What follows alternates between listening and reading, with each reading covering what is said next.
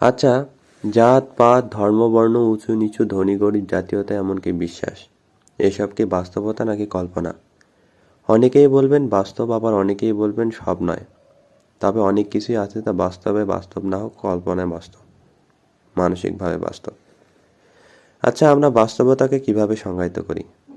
যা দেখা যায় তার পাশাপাশি যা দেখা যায় না কিন্তু বোঝা যায় ও অস্তিত্ব উপলব্ধি করা যায়, সেই সব কিছুকে তো বাস্তবতার নাম দিই, তাই না? নাকি এর বাইরেও কিছু আছে? যতদূর সম্ভব এর বাইরে বাস্তবতাকে সংজ্ঞায়িত করা যায় না, কিন্তু এসব তো মানুষের সাথে মানুষের শান্তি সম্প্রীতি বাড়াতে মন থেকে চাইলে চেষ্টা করলে উপড়ে ফেলা যায়। কিন্তু বাস্তবতা তো বাস্তবতাই, সেটাকে তো চাইলে এভাবে উপড়ে ফেলা যায় না। তবে কি যেগুলো উল্লেখ করলাম সেগুলো শৈশব থেকে আজ অবধি আচার আচরণ কথাবার্তা চালচলন ব্যবহারে এতটা অভ্যস্ত হয়ে গেছি বলে বাস্তব মনে হয়?